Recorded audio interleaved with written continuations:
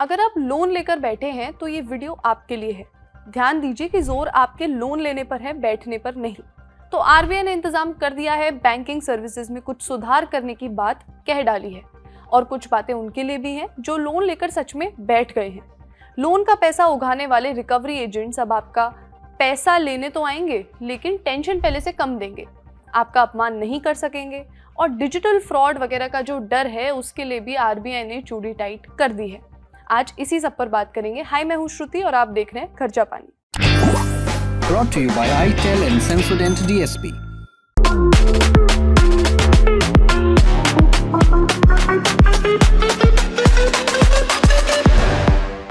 आज यानी 6 फरवरी 2026 को रिजर्व बैंक ऑफ इंडिया की एक जरूरी मीटिंग खत्म हुई। मॉनेटरी पॉलिसी कमेटी की मीटिंग। इसमें 6 लोगों की टीम होती है जो तय करती है कि ब्याज दरें कितनी होंगी, लोन सस्ता होगा या महंगा होगा, ईएमआई बढ़ेगी या घटेगी। अब आज हुआ एक बड़ा ऐलान जिसमें आरबीआई ने रेपो रेट को 5.25% रखा है, मतलब स्थिर रखा है। लेकिन आम आदमी से जुड़े कुछ जरूरी फैसले भी आए हैं, जैसे अब आपके बैंक हमेशा के लिए बदलने वाले हैं, उनके काम धाम का तरीका बदलने वाला है, उनके लोन बांटने का तरीका, लोन के पैसे उगाने का तरीका, सब। पहले लोन की बात करते हैं। भारत में लाखों लोग बैंक और एनबीएफसी से लोन लेते हैं, home loan, personal loan, education loan, micro finance loan. लेकिन जब कोई व्यक्ति आर्थिक तंगी में फंस जाता है और समय पर ईएमआई नहीं भर पाता, तो कई बार रिकवरी एजेंट कानून और इंसानियत दोनों हदें पार कर जाते हैं। इन्हीं बढ़ती शिकायतों को देखते हुए अब आरबीआई ने सख्त कदम उठाने का फैसला लिया है। आरबीआई गवर्नर संजय मल्होत्रा ने एमपीसी के बाद कहा कि बहुत जल्द लोन रिकवरी एजेंट्स को लेकर कड़े नियम बनाए जाएंगे। अभी के नियम कहते हैं कि रिकवरी एजेंट सुबह 8 बजे से पहले और शाम 7 बजे के बाद कॉल या विजिट नहीं कर सकते। एजेंट को बैंक द्वारा दिया गया आईडी कार्ड और ऑथराइजेशन लेटर साथ रखना जरूरी है। किसी भी तरह की धमकी, गाली, डराना, फोर्स का यूज या मेंटल टॉर्चर पूरी तरह इलीगल है। एजेंट आपके रिश्तेदारों, पड़ोसियों या ऑफिस में जाकर आपकी इंफॉर्मेशन नहीं शेयर कर सकते। सोशल मीडिया पर बदनाम करना या पब्लिकली शर्मिंदा करना भी सख्त मना है। नया सेंसोडेंट डीएसपी नर्व्स को प्रोटेक्ट करे और इनामल को repair. Feel the relief with सेंसोडेंट DSP. लेकिन असलियत कुछ और है।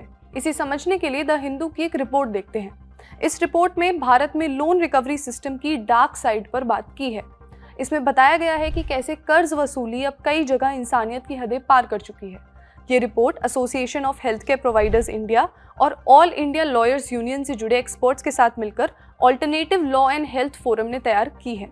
स्टडी में सामने आया है कि रिकवरी एजेंट अक्सर बार बार कॉल करते हैं, धमकी देते हैं, गाली गलौज करते हैं, घर और ऑफिस पहुंच जाते हैं, रिश्तेदारों और पड़ोसियों को फोन कर देते हैं और कई बार सोशल मीडिया के जरिए लोगों को बदनाम करने की कोशिश भी करते हैं। कई मामलों में तो महिलाओं और बुजुर्गों को भी नहीं बख्शा जाता। इस रिपोर्ट को तैयार करने वाले alternative law and health forum यानी ALHF में लॉ एक्सपर्ट्स, मनोचिकित्सक, सोशल वर्कर जैसे एक्सपर्ट्स शामिल हैं। इस पैनल का कहना है कि रिकवरी के नाम पर किया जा रहा व्यवहार सीधे तौर पर मानव अधिकारों का उल्लंघन है। रिपोर्ट में ऐसी कई बातों का जिक्र है जहां माइक्रो फाइनेंस लोन और डिजिटल लोन ऐप से जुड़े उत्पीड़न के बाद लोगों ने अपनी जान भी दे दी। एक्सपर्ट्स का कहना है कि लगातार मानसिक दबाव, पब्लिकली शर्मिंदा करना और समाज में बेइज्जती इंसान को अंदर से तोड़ देता है। भारत की सुप्रीम कोर्ट और कई हाई कोर्ट पहले ही कह चुके हैं कि लोन रिकवरी के नाम पर मानसिक उत्पीड़न गैर कानूनी है। सुप्रीम कोर्ट ने साफ शब्दों में कहा है कि रिकवरी एजेंट की हरकतों की जिम्मेदारी सीधे बैंक और एनबीएफसी यानी नॉन बैंकिंग फाइनेंशियल कंपनीज की होती है। मद्रास हाईकोर्ट और बॉम्बे हाईकोर्ट ने भी कई मामलों में कहा है कि अगर रिकवरी के दबाव से किसी व्यक्ति को मानसिक नुकसान होता है तो बैंक को जवाबदेह ठहराया जाएगा। इसके बावजूद रिपोर्ट कहती है कि डिजिटल लोन ऐप्स और आउटसोर्स रिकवरी एजेंट्स के बढ़ते नेटवर्क ने हालात और बिगाड़ दिए हैं। यही वजह है कि आरबीआई अब बैंकों की जवाबदेही बढ़ाने जा रही है। फाइनेंशियल एक्सप्रेस के हिसाब से इस नए फ्रेमवर्क में 3 बड़ी बातें तय की जाएंगी। रिकवरी एजेंट की ट्रेनिंग और बिहेवियर स्टैंडर्ड, बैंकों की सीधी जिम्मेदारी, ग्राहकों की शिकायतों पर तेज कार्रवाई का सिस्टम। अब देखना यह है कि ये नए नियम जमीन पर कितनी सख्ती से लागू होते हैं, क्योंकि असली बदलाव कागज पर नहीं बल्कि लोगों की जिंदगी में दिखना चाहिए। अगला बदलाव है डिजिटल फ्रॉड से रिलेटेड। डिजिटल पेमेंट फ्रॉड पर मुआवजा।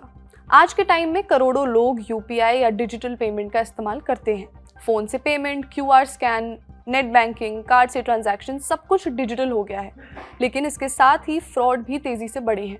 रिजर्व बैंक के डेटा के मुताबिक साल 2023-24 में भारत में करीब 29,080 डिजिटल फ्रॉड के केसेस दर्ज हुए थे, जिसमें 14,570 करोड़ रुपए से ज्यादा का नुकसान हुआ। उसके बाद 2024-25 में 13,470 केसेस सामने आए थे, जिनमें करीब 5,200 करोड़ रुपए का नुकसान हुआ। डिजिटल फ्रॉड कोई छोटी समस्या नहीं रह गई है, लाखों लोग इसकी चपेट में आ चुके हैं और हजारों करोड़ रुपए डूब चुके हैं। इसी को देखते हुए आज आरबीआई ने एक नया फ्रेमवर्क प्रपोज किया है, जिसमें डिजिटल पेमेंट फ्रॉड के शिकार ग्राहकों को 25,000 रुपए तक का मुआवजा या फ्रॉड अमाउंट का 80% मिल सकता है। आरबीआई के डेटा के हिसाब से 65% केसेस में जो फ्रॉड के होते हैं उनकी रकम 55,000 से कम होती है।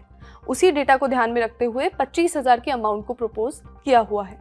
ये अभी फाइनल नियम नहीं है, बस एक प्रस्ताव है, यानी आरबीआई इस पर ड्राफ्ट गाइडलाइन लाएगा, लोगों और बैंकों से सुझाव लेगा और उसके बाद इसे लागू किया जाएगा। अब सवाल है कि किस तरह के फ्रॉड में मुआवजा मिलेगा। रॉयटर्स की रिपोर्ट के मुताबिक आरबीआई ने जिन फ्रॉड को कवर किया है उनमें कार्ड और इंटरनेट आधारित फ्रॉड यानी यूपीआई, डेबिट क्रेडिट कार्ड और नेट बैंकिंग से जुड़े सभी अनऑथराइज्ड ट्रांजैक्शन शामिल हैं।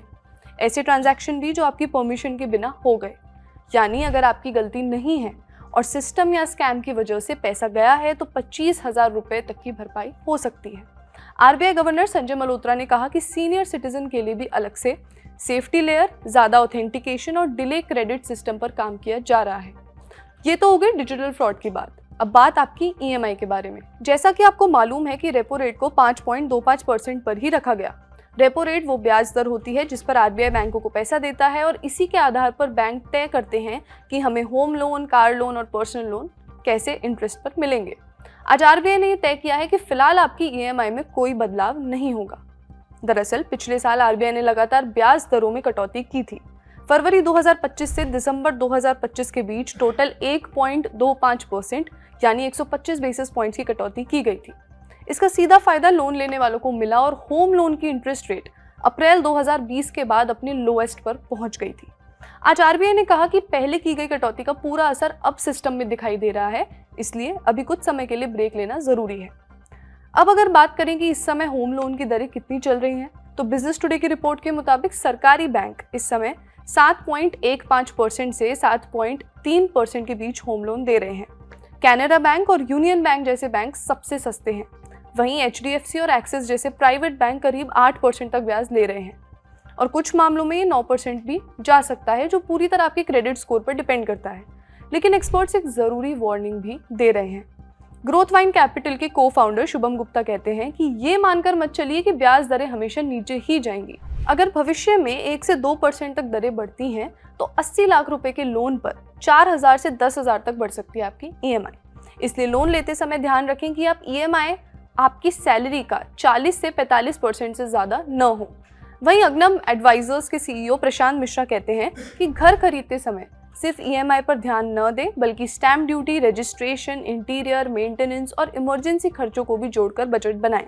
साथ ही कम से कम 6 से 9 महीने का इमरजेंसी फंड हमेशा तैयार रखें। आपको क्या लगता है, आरबीआई को और क्या करना चाहिए था? हमें कमेंट सेक्शन में बताइए। आज का खर्चा पानी यहीं तक। अपना ख्याल रखिए और देखते रहिए द ललन टॉप। शुक्रिया।